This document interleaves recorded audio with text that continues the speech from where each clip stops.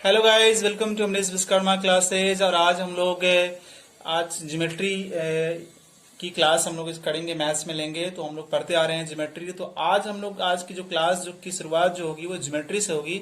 और सबसे पहला थ्योरम हम लोग आज डिस्कस करेंगे। और उस थ्योरम का नाम है, वो थ्योरम कुछ इस तरह से है कि two distinct line can't have more than one point in common. मतलब एक लाइन ऐसी है और एक लाइन ऐसी है, दो लाइन एक दूसरे को काट रही है। तो जब दो लाइन एक दूसरे को काटेगी तो एक ही पॉइंट ना कॉमन होगा, यही ना दोनों में मौजूद होगा। ठीक है ना। तो यही तो थ्योरम में भी प्रूव करना है। थ्योरम क्या कह रहा है कि दो लाइन एक दूसरे को काटेगी तो एक से ज्यादा पॉइंट कॉमन नहीं होगा, मतलब एक ही पॉइंट कॉमन होगा। इसी चीज को हमको प्रूव करना है। तो हमें दो लाइन हम क्या कर लेते हैं, मान लेते हैं दो लाइन। तो यहाँ बोल ही रहा है टू डिस्टिंक्ट लाइन, तो मैंने लाइन का नाम मान लिया, एक एल है और एक एम है, एक एल है और एक एम है। ठीक है। और हमें प्रूव करना है कि दोनों एक से ज्यादा पॉइंट पर नहीं, दोनों में एक से ज्यादा, दोनों जब दूसरे को काटेंगे तो एक से ज्यादा कॉमन पॉइंट नहीं होगा, एक ही कॉमन पॉइंट होगा। यही होगा जो इसमें भी होगा और इसमें भी होगा। अब इस चीज को प्रूव करने के लिए हम जिस मेथड का यूज करते हैं उसको बोलते हैं कॉन्ट्राडिक्शन मेथड। उस मेथड को क्या बोलते हैं? उस मेथड को बोलते हैं कॉन्ट्राडिक्शन मेथड। अब कॉन्ट्राडिक्शन मेथड में हम क्या करेंगे, हम जो है कॉन्ट्राडिक्शन मेथड में कैसे इसको प्रूव करेंगे। तो कॉन्ट्राडिक्शन मेथड में हम जैसे मान के चलेंगे कि दो लाइन एक दूसरे को काट रही है तो एक पॉइंट कॉमन नहीं है, दो पॉइंट कॉमन है। एक P मान लिया और एक आपका इधर Q मान लिया। और ये P और Q ये दोनों काट रही है ना एक दूसरे को, लाइन एक दूसरे को काट रही है।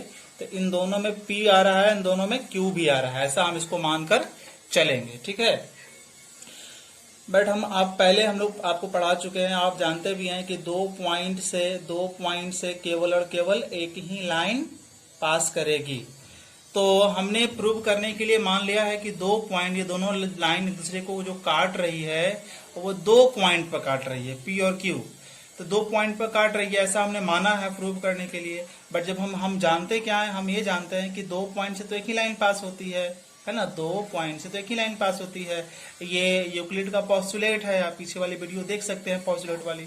तो अब ये देखिए कि हमने ये माना है और रियलिटी में ये होता है। इसका मतलब ये हो गया कि it is the contradiction to the fact. अब इसका मतलब ये हो गया कि ये दो पॉइंट जो है यहाँ पर माने हैं, दोनों में जो कॉमन माने हैं, ये दो पॉइंट से दो लाइन कभी ड्रॉ हो ही नहीं सकती है। ये दो पॉइंट से केवल और केवल एक ही लाइन ड्रॉ हो सकती है। तो इसका मतलब हमारा जो मानना है वो गलत है ना। हमारा जो मानना गलत है, दो लाइन जब भी एक दूसरे को काटेगी तो एक ही पॉइंट पर काटेगी, एक से ज्यादा पॉइंट पर नहीं काट सकती। मतलब एक ही पॉइंट दोनों में मौजूद होगा। ठीक है, दोनों में एक ही पॉइंट मौजूद होगा, एक से ज्यादा कभी नहीं हो सकता है। अभी गाइस हम लोग देखेंगे equivalent version of Euclid fifth postulate. Euclid का जो पांचवा पोस्टुलेट है उसका दूसरा रूप देखेंगे। तो पहले ही आप याद कर लीजिए कि यूक्लिड का पांचवा पोस्टुलेट क्या है। तो एक लाइन ऐसे ड्रॉ करी गई, इसका नाम L। दूसरी लाइन यहाँ ड्रॉ करी गई जिसका नाम M। इन दोनों लाइन को एक थर्ड लाइन काट रही है जिसका नाम मैंने मान लिया P। तो यहाँ जो एंगल बना उसका एंगल 1 नाम दे दिया, यहाँ जो एंगल बना उसका एंगल 2 नाम दे दिया।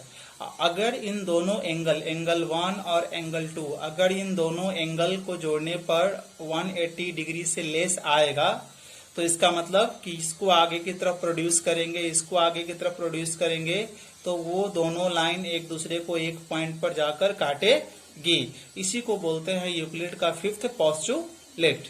अब यूक्लिड के फिफ्थ पोस्टुलेट को एक दूसरे मैथमेटिशियन थे, एक दूसरे गणित जानने वाले पर्सन थे, उन्होंने यूक्लिड के फिफ्थ पोस्टुलेट को कुछ दूसरे ढंग से एक्सप्रेस किया, दूसरे ढंग से उसको बताया। तो उसको यूक्लिड के फिफ्थ पोस्टुलेट को आप कह सकते हैं प्लेफेयर एक्सिम।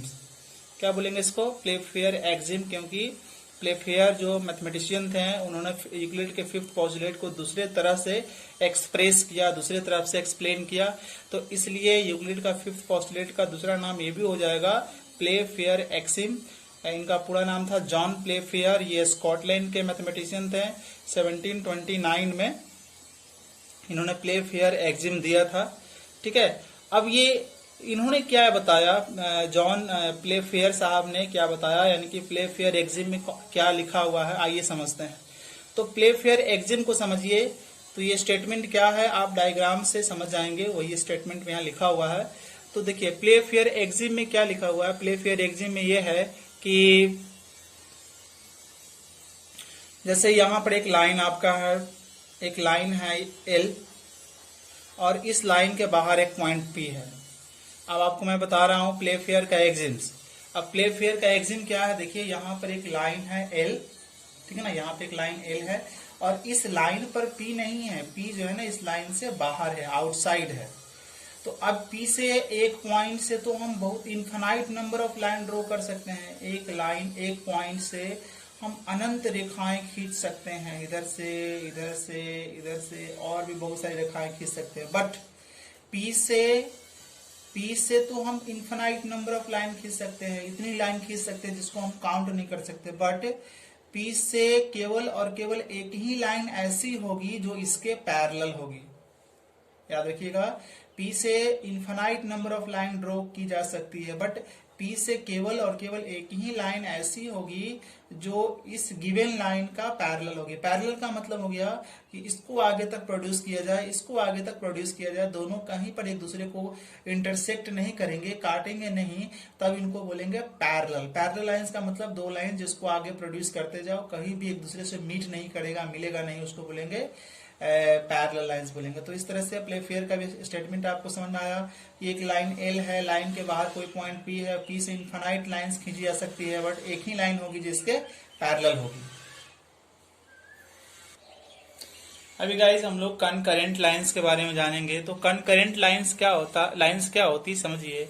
आप देखो कि 3 और मोर देन 3 लाइंस, मतलब 3 या 3 से ज्यादा लाइन अगर एक ही पॉइंट से पास करे, ये भी पास कर रही है ओ से, ये वाली लाइन भी ओ से पास कर रही है, ये वाली लाइन भी ओ से पास कर रही है, ये वाली लाइन भी ओ से पास कर रही है, तो 3 और मोर देन 3 लाइंस, 3 लाइंस या 3 से ज्यादा लाइन जब एक ही पॉइंट से गुजरेंगे, वो पॉइंट यहाँ आप देख सकते हो, वो पॉइंट यहाँ पर ओ है, एक ही पॉइंट से गुजरेंगे, तब इन सभी लाइंस को कॉन्करेंट लाइंस कही जाती है।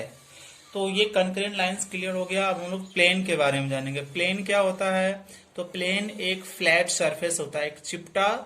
प्लेन क्या है, प्लेन एक चिपटा सरफेस है। जैसे ये पेज, ये जो पेज है इसको आप प्लेन बोल सकते हैं, ठीक है ना, ये प्लेन है आपका।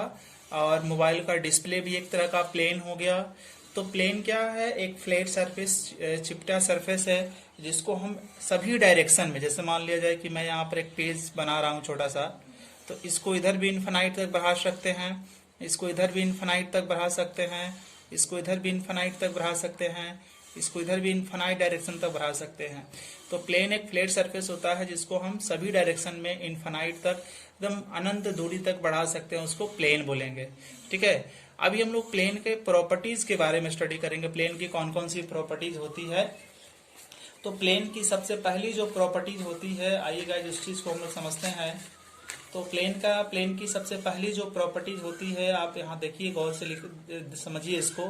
थ्रू 3 नॉन कॉलिनियर पॉइंट, 3 ऐसे पॉइंट लीजिए जो एक लाइन में नहीं है।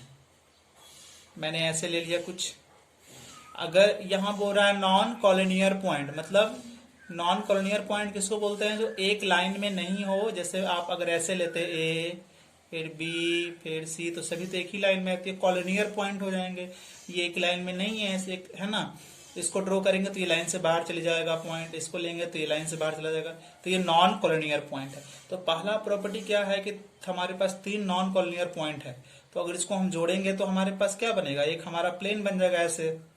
तो यही कह रहा है कि 3 नॉन कॉलिनियर पॉइंट से एक ही प्लेन पास कर सकता है। तो पहला प्रॉपर्टी आपको समझ में आ गया होगा। अब आइए सेकंड प्रॉपर्टी की तरफ बढ़ते हैं। सेकंड प्रॉपर्टी हमारा जो है वो है one and only one plane can be drawn containing 2 intersecting line. ठीक है, अब देखिए 2 लाइन एक दूसरे को काट रही है। ठीक है, 2 लाइन एक दूसरे को काट रही है। अब ये 2 लाइन एक दूसरे को काट रही है ना, तो 2 लाइन काट रही है, तो यहां से आप क्या करते हैं, यहां से एक लाइन ड्रॉ करते हैं और उस लाइन से हम एक प्लेन बनाने की कोशिश करेंगे, तो एक ही प्लेन बना पाएंगे। अब ये दो लाइन एक दूसरे को काट रही है, ये पॉइंट ऑफ इंटरसेक्शन कहलाएगा, जहां पर कटेगा वो, ये कॉमन होता है, इसमें भी आएगा इसमें भी आएगा। तो इससे, इस पॉइंट से होते हुए हम कितनी प्लेन ड्रॉ कर सकते हैं? एक ही प्लेन ड्रॉ कर सकते हैं। टू इंटरसेक्टिंग लाइन से कितनी प्लेन ड्रॉ कर सकते हैं? एक ही प्लेन ड्रॉ कर सकते हैं। चलिए अभी थर्ड प्रॉपर्टी की तरफ हम लोग बढ़ते हैं। Two planes either intersecting exactly in a line और पैरेलल। दो प्लेन है, ठीक है ना। तो दो प्लेन क्या हो सकता है? दो प्लेन या तो बिल्कुल ऐसे भी हो सकता है, एक दूसरे के आमने सामने होगा तो इसको बोलेंगे पैरेलल प्लेन, है ना। दो प्लेन एक दूसरे के आमने सामने होगा, इसको बोलेंगे पैरेलल प्लेन। तो दो प्लेन पैरेलल भी हो सकता है, या दो प्लेन आपका ऐसे भी हो सकता है।